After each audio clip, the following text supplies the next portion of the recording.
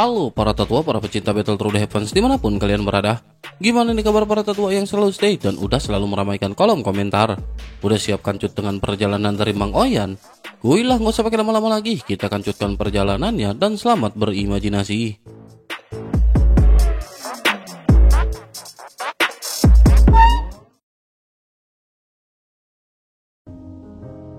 Cerita dikanjut dengan pertempuran yang makin memanas antara Xiaoyan dan Mansion Surgawi.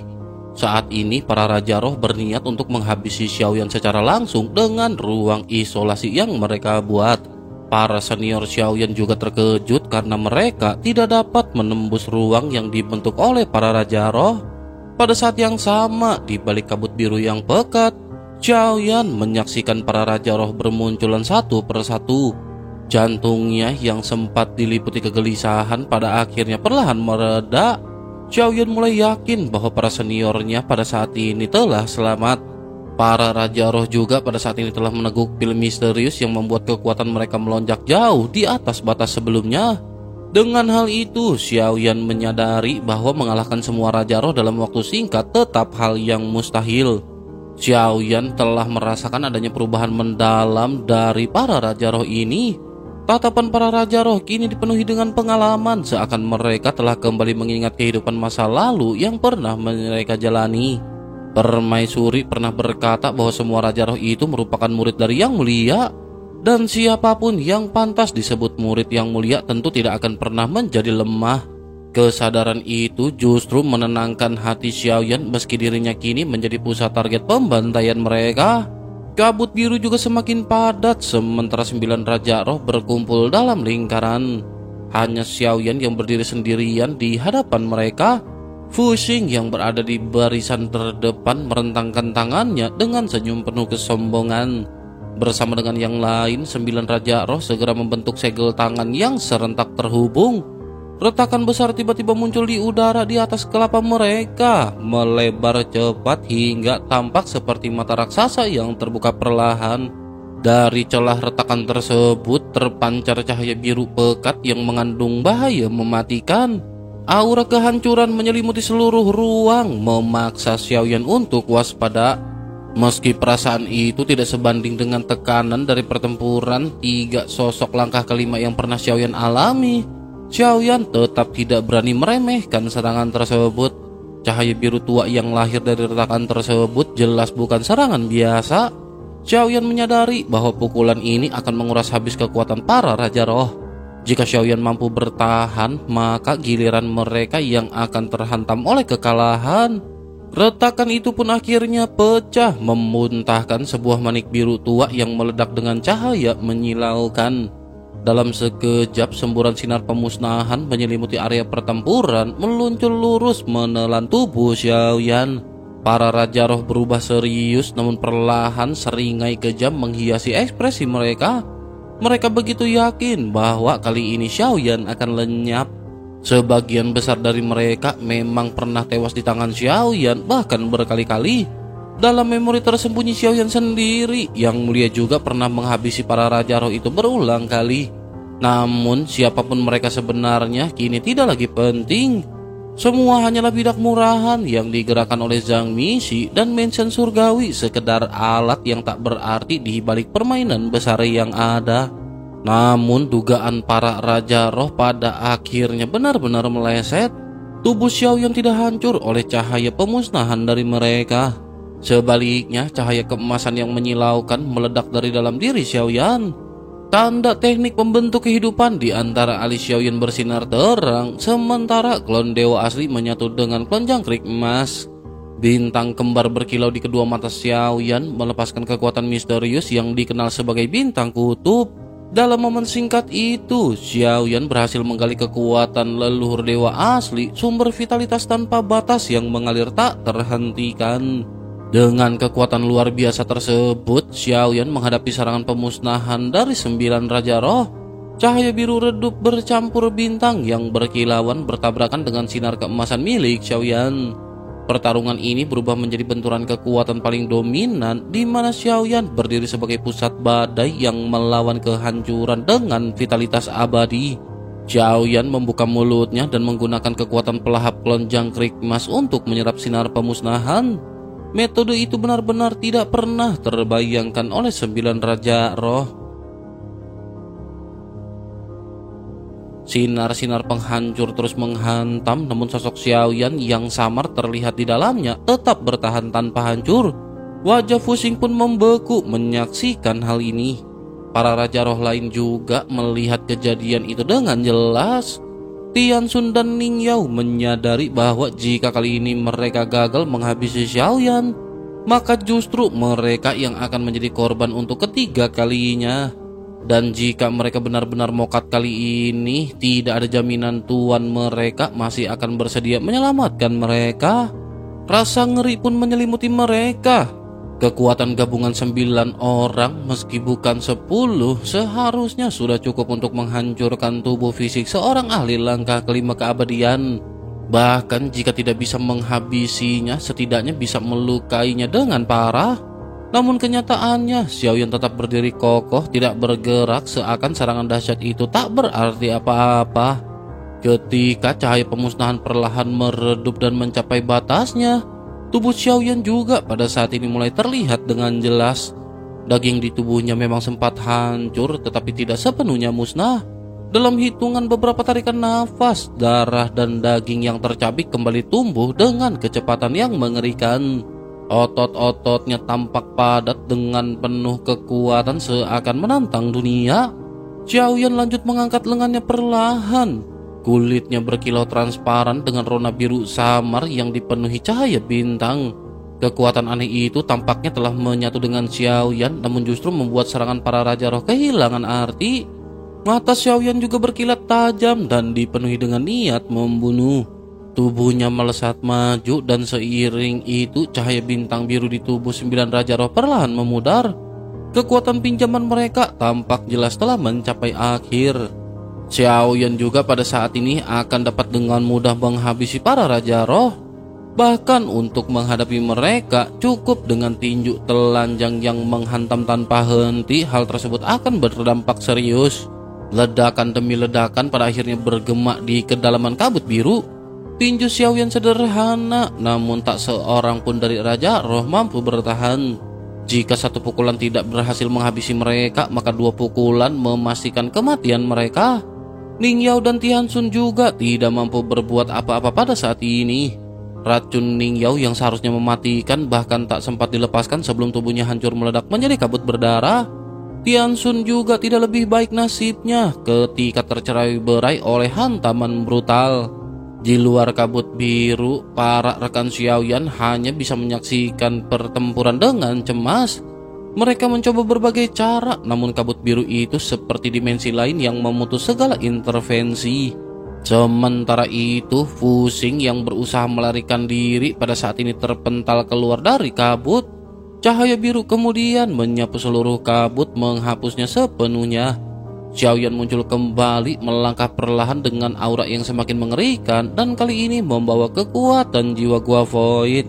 Dalam sekejap Xiaoyan telah berada di depan Fuxing yang tampak panik. Sebuah pukulan menghantam Fuxing tanpa peringatan. Dalam keadaan kacau, mustahil bagi Fuxing untuk bisa bertahan ataupun menghindar. Ledakan terakhir itu pada akhirnya benar-benar menghancurkan tubuh Fuxing. Potongan daging tercerai-berai dan di tengah kehancuran tubuh tersebut, Xiaoyan meraih jantung biru yang berkilauan tanpa sedikit pun keraguan. Klon jangkrik emas bukan hanya melahap 10 jantung yang menjadi inti kekuatan, tetapi juga menyerap seluruh kekuatan dan kekuasaan dari 10 Raja Roh. Dalam sekejap kekuatan yang dikuasainya meningkat pesat hingga mencapai langkah kelima keabadian. Tatapan tajam terpancar dari mata Xiaoyan. Menghabisi para Raja Roh sebenarnya bukan tujuan utama perjalanan Xiaoyan, melainkan makhluk yang berada di balik mereka. Kabut biru yang menyelubungi tubuh Xiaoyan pada akhirnya perlahan memudar, meninggalkan wujudnya yang kini terlihat jelas. Upaya Goyan dan Damo untuk menahan kabut itu berakhir sia-sia. Saat kabut menghilang sepenuhnya, para rekan seperguruan Xiaoyan juga pada saat ini segera menghampiri dengan wajah penuh kecemasan. Rancang segera memegang bahu Xiaoyan menunjukkan kepedulian yang tulus. Keyun yang masih gelisah dengan keadaan mereka menilai perjalanan ini terlalu beresiko. Baginya, semua yang baru saja terjadi berlangsung begitu cepat dan tidak bisa terkendali hingga membuat mereka semua gentar. Tiga dewa juga terus berjaga waspada mencari keberadaan para raja roh yang tampak menghilang. Namun Xiaoyan justru menaruh pikirannya pada hal lain. Sikapnya yang terlihat tenang membuat rekan-rekan seperguruannya merasa bingung. Mereka sulit mempercayai keputusan Xiaoyan, seakan perkataannya hanyalah candaan di tengah situasi genting. Meski begitu, Xiaoyan juga pada saat ini tidak tergesa-gesa. Xiaoyan tampak menunggu sesuatu sambil menutup kekuatan jiwa void miliknya yang luar biasa agar tak terdeteksi oleh siapapun. Sementara itu di sisi lain, perubahan besar sedang mengguncang mansion surgawi. Awan berwarna ungu gelap bergulung menutupi langit, membawa serta ribuan roh tanpa jiwa yang berjalan bagai boneka tanpa kendali. Mata mereka tampak kosong, tanpa pupil, seakan seluruh kesadaran telah direnggut dan dijadikan alat oleh mansion surgawi. Tempat itu menyimpan terlalu banyak rahasia, termasuk kisah kelam tentang runtuhnya yang mulia dan dewa jahat. Namun hingga kini tak seorang pun mengetahui kebenaran di balik peristiwa itu. Apakah mungkin makhluk sekuat yang mulia tewas karena racun? Bagi Xiaoyan, pikiran semacam ini benar-benar terlalu konyol. Bersamaan dengan hal tersebut, keraguan lain juga pada saat ini muncul di benak Xiaoyan. Xiaoyan mulai bertanya-tanya apakah benar yang mulia dan dewa jahat, dua sosok luar biasa yang pernah menguasai dunia, sudah benar-benar lenyap. Ataukah mereka masih ada dan bersembunyi di balik bayangan, mengubah 9 alam menjadi papan catur dan menjadikan seluruh kehidupan sebagai permainan? Pikiran semacam itu memang tampak absurd. Namun semakin kuat Xiaoyan tumbuh, semakin banyak anomali yang terungkap di hadapannya. Kebenaran yang dulu ia yakini kini tampak kontradiktif, membingungkan dan seolah mustahil. Dalam kesunyian itu, Xiaoyan terus-menerus menatap kehampaan di sekitarnya. Pertanyaan bergema di dalam hatinya tentang mengapa kali ini tidak ada yang berusaha menyelamatkan para pion yang dibiarkan begitu saja di tengah permainan besar ini. Melihat arah tatapan Xiaoyan, para saudara seperguruan Xiaoyan juga mulai menatap ke sekeliling. Mereka tampak seolah mencari sosok yang menjadi tujuan perhatian Xiaoyan. Beberapa dari mereka saling bertukar pandang, namun sama sekali tidak menemukan apapun. Ketegangan pun perlahan menyelimuti udara. Meskipun Xiaoyan terlihat tenang, kewaspadaan tetap menguasai hati mereka, seakan pertempuran bisa pecah kapan saja. Waktu terus berjalan tanpa adanya gerakan yang mencurigakan. Xiaoyan akhirnya mengerutkan kening, seolah menyadari ada sesuatu yang tidak sesuai. Xiaoyan menduga bahwa keberadaan yang Xiaoyan cari tidak berada di sana. Namun sesaat setelah itu, langit di atas mereka tiba-tiba berguncang. Awan di seluruh penjuru bintang mulai bergulung mundur dan cakrawala seakan runtuh. Aura mencekam menyebar, menimbulkan tekanan kuat yang membuat nafas semakin berat. Dalam sekejap kehampaan bergetar. Bayangan hitam dengan topeng buram muncul, menampilkan pupil vertikal samar yang menatap lurus ke arah Xiaoyan. Seketika itu juga Xiaoyan menyadari dirinya telah terpisah dari saudara-saudaranya. Sosoknya lenyap dari pandangan mereka, digantikan oleh rasa asing yang tak bisa dijelaskan, seolah nyata namun tak terlihat. Tatapan Xiaoyan juga pada saat ini mulai menajam. Ia menghentakkan kaki, tubuhnya melesat bagaikan kilat menuju ke arah sosok dengan pupil vertikal tersebut. Niatnya bukanlah untuk mengakhiri lawan secara langsung, melainkan menguji bagaimana Zhang Misi pada saat ini beraksi jika ia menekan secara frontal.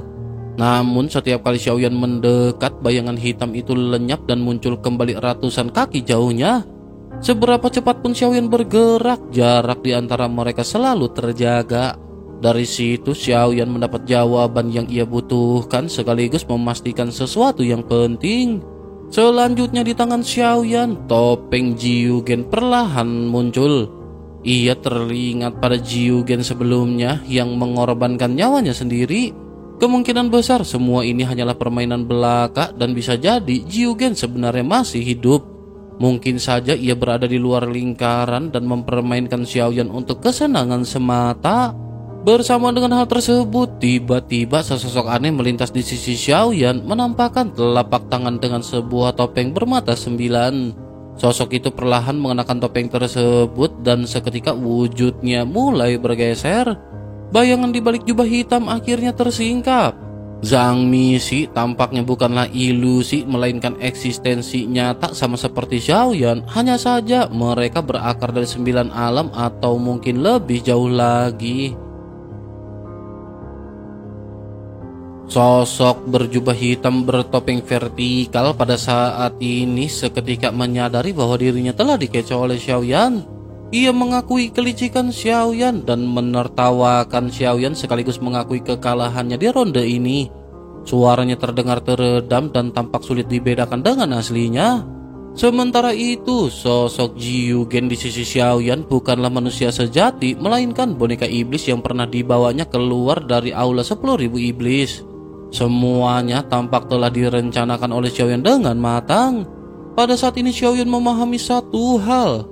Zhang Misi selalu menggunakan cara-cara yang rumit untuk menutupi kelemahan mereka. Namun jika mereka ingin bermain dengan trik seperti itu, maka Xiaoyan pun siap bergabung dengan permainan. Karena bagi Xiaoyan selama ia sudah terlibat maka tidak ada alasan untuk takut. Xiaoyan juga pada saat ini benar-benar sangat pemasaran bagaimana makhluk semacam itu bisa turun ke alam manapun sesuka hati dengan wujud seperti itu. Suara dari sosok bertopeng vertikal juga pada saat ini kembali terdengar. Ia menuntut agar jantung yang telah diambil segera dikembalikan. Sosoknya lanjut menyatakan bahwa menolak bukanlah pilihan yang bijak karena tidak ada seorang pun yang bisa memainkan sensi sendirian. Mendengar hal tersebut, Xiaoyan pada saat ini mengendalikan sosok boneka yang mengenakan topeng Jiugen. Xiaoyan bagaimanapun pada saat ini harus segera membuat drama yang realistis. Dengan pengendalian Xiaoyan pada akhirnya sosok bertopeng Jiugen ini tampak tidak gentar saat menyambut ancaman dari sosok berpupil vertikal di hadapannya. Dengan suara serak, Xiaoyan berkata bahwa ia pada saat ini akan menerima ancaman tersebut dengan sangat baik. Mendengar hal tersebut, sosok berjubah hitam bertopeng vertikal pada saat ini segera meneriakkan nama Jiugen. Hal ini seolah menyingkap sesuatu yang mengejutkan. Xiaoyan terdiam sesaat menyadari bahwa penyamarannya mungkin bisa saja terbongkar. Identitas Jiugen memang bukan sesuatu yang mudah ditutupi apalagi bagi seseorang yang mengenalinya. Bagi Xiaoyan, jika penyamaran itu tidak lagi mungkin dipertahankan, maka ia harus melupakan jalur itu sepenuhnya. Sosok berpupil mata vertikal juga lanjut berbicara dan memperingatkan agar tidak lagi mengganggu urusan sensi. Jika raja mengetahui, maka bukan hanya Jiugen tetapi juga semua orang akan menerima akhir yang tragis. Xiaoyan pun seketika dengan cepat menyesuaikan ceritanya, mencoba membangun ancaman semu meski pengetahuannya tentang Zhang Misi sangat terbatas. Xiaoyan tahu ada kelompok-kelompok kecil di alam dewa kekacauan. Mungkin ada lebih dari 9 cabang di dalam divisi tersebut. Namun Xiaoyan memilih untuk tidak membicarakan hal yang tidak diketahuinya lebih jauh. Lebih baik Xiaoyan mengarahkan percakapan pada sesuatu yang jelas-jelas ditakuti oleh sosok-sosok ini. Sementara itu di sisi lain, sosok bertopeng vertikal pada saat ini tampak menghela nafas. Dari ekspresinya, Xiaoyan menyadari bahwa sosok tersebut tampaknya tidak curiga bahwa sosok Jiugen dikendalikan oleh Xiaoyan. Sosoknya juga lanjut berkata bahwa 10 Raja Roh yang selama ini menjadi pion dianggapnya tak lebih dari bidak-bidak sisa dalam permainan besar. Ia juga kembali menegaskan dan meminta agar jantung yang diambil oleh Xiaoyan dikembalikan atau setidaknya ditukar dengan sesuatu yang setimpal. Xiaoyan hanya bisa terdiam, wajahnya mengeras karena Xiaoyan belum dapat memahami rencana sebenarnya di balik tuntutan tersebut. Bagi Xiaoyan, keberadaan dari sosok itu sama mengganggunya dengan hama yang sulit dibasmi. Ia sudah memiliki 10 jantung itu tetapi tidak ada cara untuk benar-benar membuangnya. Keberadaan itu tetap melekat menimbulkan tekanan yang tak bisa diabaikan. Dalam benaknya, Xiaoyan menyadari bahwa Mensan Surgawi harus disingkirkan dari Sensi. Jika tidak, maka masalah ini akan terus berlarut. Dengan suara serak, Xiaoyan mencoba menegaskan bahwa Sensi adalah miliknya. Namun kata-kata itu terhenti, bukan karena ia memberi ruang untuk mundur, melainkan karena ia sendiri tidak tahu harus melanjutkan dengan apa. Sosok berjubah hitam bertopeng bermata vertikal tertawa dingin dan menyebut bahwa di antara 9 kelompok Zhang Misi, Jiugen adalah yang paling gila. Sosoknya juga menambahkan peringatan terakhir saat menyatakan bahwa Sensi adalah dunia yang mudah dimainkan. Bahkan jika dirinya pergi, masih ada yang lain yang akan datang dan tidak ada satupun yang bisa menghentikan mereka. Setelah kata-kata itu terdengar, sosoknya menghilang di antara kehampaan dan ruang di hadapan Xiaoyan bergetar. Selanjutnya cahaya bergeser menampakkan sosok-sosok yang tiba-tiba kembali. Rancang segera melangkah maju dengan wajah cemas menatap Xiaoyan seakan mencari jawaban dari semua yang baru saja terjadi. Keyun di sisi lain hanya mengerutkan kening, bingung karena ia tidak merasakan perubahan apapun. Sementara itu Xiaoyan sekedar menanggapinya dengan senyum ringan dan menyebutkan bahwa Xiaoyan baru saja bertemu dengan seorang teman lama dan semuanya sudah selesai. Namun di saat yang sama tubuhnya bergetar halus ketika ia merasakan sesuatu. Kelenjang kerik emas yang tersembunyi di dalam dirinya terpisah, menandai awal dari babak baru yang tak terduga. Mulut dari kelenjang kerik emas seketika perlahan terbuka sebelum akhirnya 10 jantung menyembur keluar satu demi satu. Dahulu jantung-jantung itu berkilauan dengan cahaya biru, namun kini cahayanya memudar tanpa kendali. Warna biru lenyap berganti menjadi merah darah, kemudian semakin suram hingga menjadi merah tua. Detak yang tadinya kuat pun berhenti total, seolah kehidupan benar-benar sirna di dalamnya. Xiaoyan segera mengerahkan kekuatan jiwanya, berusaha meraih jejak ingatan yang mungkin tersisa pada jantung-jantung tersebut. Ia ingin menemukan petunjuk tentang hubungan antara para Raja Roh. Namun semua itu sia-sia.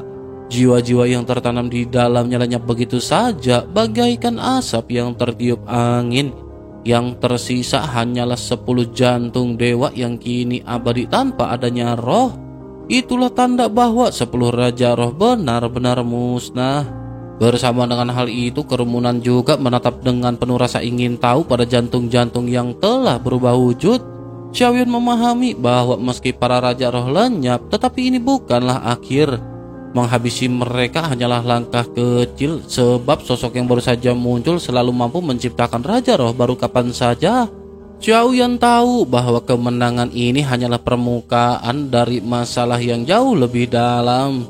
Dengan satu jentikan jarinya, Xiaoyan menyalakan api surgawi dan nyala itu melahap 10 jantung kelabu yang kini tak lagi berdetak. Api tidak menghancurkannya, melainkan menyempurnakan wujudnya. Dari sana lahirlah jantung abadi, sebuah bahan obat langka dengan nilai yang tak terhitung. Tetapi meskipun begitu, suasana pada saat ini tetap terasa berat. Keyun memandang ke arah kehancuran Mensan Surgawi dengan wajah dingin. Runtuhnya para Raja Roh memang mengguncang, tetapi Sensi masih dipenuhi kekuatan-kekuatan asing yang tak terduga. Bagi Keyun, pembantaian ini tidak membawa kedamaian. Sebaliknya, hal ini justru menyingkap betapa rapuhnya kestabilan yang tersisa di Sensi. Krisis baru juga sudah menunggu dan masalah besar tidak akan hilang hanya karena Mensan Surgawi runtuh. Xiaoyan juga menyadari hal itu sepenuhnya. Justru karena itulah ia tetap teguh menolak semua permintaan dari Zhang Misi sebelumnya.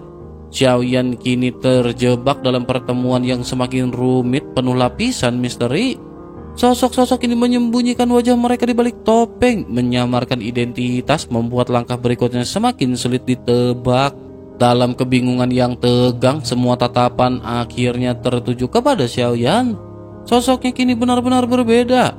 Meskipun belum mencapai kembali ke puncak kekuatan seperti dulu, ketajaman akal dan kecermatannya sudah jauh melampaui dirinya yang lama.